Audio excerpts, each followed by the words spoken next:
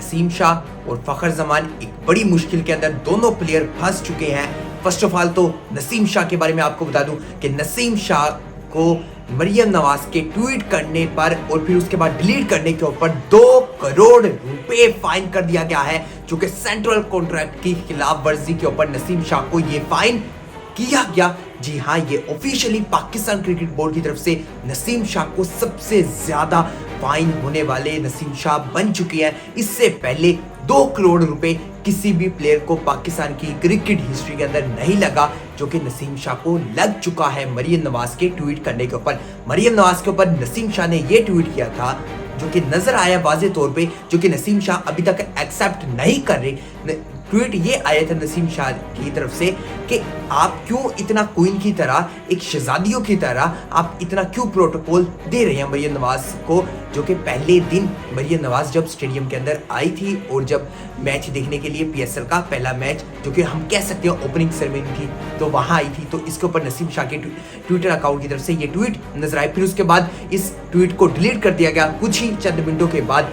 तो फिर बाद में पता लगता है कि नसीम शाह का ये कहना था कि ये जो मेरा अकाउंट था ये फ्रीज हो चुका था, जो कि अब दोबारा रिकवर आ गया है वापस। लेकिन जो नसीम शाह के मैनेजर थे, जिनकी तरफ से ये ट्वीट आया या फिर जिनकी तरफ से ये किया गया, उन्हें लाइफ टाइम के लिए सोशल मीडिया से बैन कर दिया गया है। अब वो किसी भी पाकिस्तानी प्लेयर का या फिर किसी भी प्लेयर का सोशल मीडिया हैंडल नहीं कर सकेंगे। उन्हें लाइफ टाइम के लिए बैन कर दिया गया है, जो कि नसीम शाह का, हम कह सकते हैं, ट्विटर को मैनेज कर रहे थे, उन्हें लाइफ टाइम के लिए बैन कर दिया गया।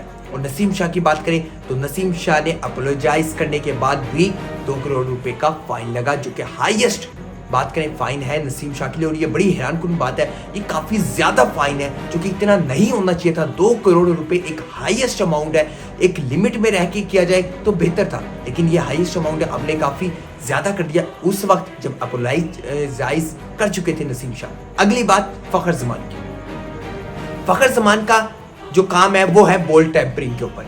फखर जमान मैच खेल रहे थे कराची किंग के अगेंस्ट और लास्ट ओवर चल रहा था जिस वक्त ये अंपायर ने सर्कमस्टांसेस चलाए। अंपायर ने कहा कि इस बॉल के अंदर इशू है और जो बॉल की कंडीशन है वो बिल्कुल चेंज है, क्योंकि ये क्रिकेट के रूल्स के अंदर है कि अगर बॉल की कंडीशन को चेंज किया जाएगा तो ये कानूनी खिलाफ वर्जी होगी क्रिकेट के रूल्स के मुताबिक भी और वैसे भी, और इसके ऊपर एक बहुत बड़ी कमेटी बिठाकर इसके मुताबिक एक फैसला लिया जाएगा, इन्वेस्टिगेशन की जाएगी इस मामले के ऊपर। जो कि वाज़े तौर पे नजर आया कि लास्ट ओवर के अंदर जब बॉल दिया जा रहा था, बॉल तो दिया जा रहा था उबैद शाह को टीम की तरफ से ये चीजें साफ क्लियर होती हुई नजर आई। उबैद शाह को ओवर दिया जा रहा था जिन्होंने 3 ओवर के अंदर 11 स्कोर किए। हारिस रऊफ को नहीं दिया जाता, लेकिन हारिस रऊफ ने जबरदस्ती मांगा, तो फिर फखर जमान ने जैसे बॉल देने लगे तो वो कैमरे में चीज होगी कैप्चर। जब फखर जमान बॉल देने लगे तो वहां बॉल की जो कंडीशन थी वो बिल्कुल चेंज हो चुकी थी। हम वैसे कहीं अगर जो टीवी स्क्रीन पे नजर आता वो तो इस तरह लग रहा था कि मट्टी लगी हुई है इस बॉल के ऊपर, लेकिन जो बॉल की कंडीशन थी वो चेंज हो चुकी थी। जब हारिस रऊफ के हाथों में गई तो वहां अंपायर ने बड़ी जल्दी फैसला लिया। अंपायर ने देखा उस बॉल को और अंपायर ने वहां पहले तो पेनल्टी दे दी थी 5 रन की। बात करें हम कराची किंग्स को 5 रन की, जो कि एक बड़ी जीतने के लिए पहुंच चुके थे। आखिरी ओवर के अंदर 1-1 रन की होता है, जो कि 5 रन मिल चुके थे कराची किंग्स को। उसके बाद 9 रन रह चुका था, जो कि अब्बास अफरीदी ने बना लिए थे 3 बॉलों के ऊपर। फिर उसके बाद हम बात करें तो बॉल भी जो मिला था कराची किंग्स को वो भी उनके अपने बल्लेबाज खुशदिल शाह और आजम खान की मर्जी से मिला था। जो उन्होंने बॉल पसंद किया वो उन्हें उनकी मर्जी से मिला। लेकिन उसके बाद ये चीज का साफ होती हुई नजर आई कि फखर जमान ने बॉल टेम्परिंग की, जो कि फखर जमान की अब हेयरिंग एक दफा की तो फखर जमान ने इस चीज के ऊपर क्लियर किया, मैंने बॉल के साथ कुछ भी छेड़पंगा नहीं किया, मैंने ना तो बॉल को कुछ छेड़पंगा करने की कोशिश की। अगली हेयरिंग होती है, अगली दफा इन्वेस्टिगेशन की जाती है फखर जमान की, बुलाया जाता है फखर जमान को, अंपायर भी मौजूद होती है, बाकी इन्वेस्टिगेशन की टीम भी मौजूद होती है। तो फखर जमान को जब दूसरी दफा बुलाया जाता है तो फखर जमान ये मानने से बिल्कुल इनकार कर देते हैं कि मैंने ऐसा बिल्कुल भी नहीं किया, मैंने कोई बॉल के साथ कोई छेड़पंगी नहीं की और ना मैंने कोई ऐसी कोशिश करने की ट्राई की। तो ये फखर जमान ने अपना साफ वाज़ेह तौर पर बयान जारी किया। लेकिन जो मैच रेफरी हैं, बात करें तो मैच रेफरी अब लेंगे अपना फैसला, मैच रेफरी सुनाएंगे फैसला कि फखर जमान ने बॉल टेम्परिंग की है या नहीं। अब है आखिरी चांस। अब जो वाज़ेह तौर पे चीज नजर आ रही है, जो कि बॉल टेम्परिंग के अंदर हम बात करें, जो कि क्रिकेट की हिस्ट्री के अंदर पहली दफा हुई, अनफॉर्चुनेटली वो पाकिस्तान के फास्ट बॉलर वकार यूनिस की तरफ से पहली दफा बॉल टेम्परिंग की गई थी 2000 के अंदर। 2000 के अंदर पहली दफा वकार यूनिस की तरफ से बॉल टेम्परिंग की गई थी, जिसकी वजह से वकार यूनिस के ऊपर एक मैच का बैन लगा दिया था। लेकिन इस दफा सिचुएशन अलग है, क्योंकि अब हमने बात करें कराची किंग्स के जो कप्तान डेविड वॉर्नर है, उनके ऊपर भी जब बॉल टेम्परिंग का केस बना था तो वो 1 साल ये चीज भुगत कर आए हैं। 1 साल उनके ऊपर सजा आयद कर दी गई थी कि आप कोई भी मैच इंटरनेशनल का नहीं खेल सकेंगे, और आप मैच भी तो नहीं खेल सके थे वो एक पूरा साल मैच।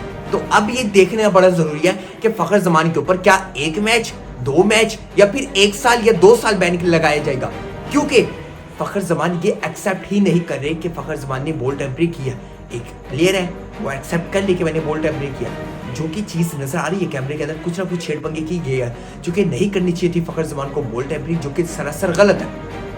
अब यहाँ फखर जमान इस चीज को मान नहीं रहे, तो अंपायर इसके ऊपर लेगा बड़ा सख्त एक्शन, अंपायर निकालेगा गुस्सा और अंपायर बताएगा कि आइंदा कोई इस तरह की गलती ना कर सके। तो हम इस चीज को देखें वाज़ेह तौर पे, तो तकरीबन फखर जमान के ऊपर अगर मैं देखूं तो तकरीबन 2 मैच तो इजीली बैन किया जाएगा, 2 से 1 मैच।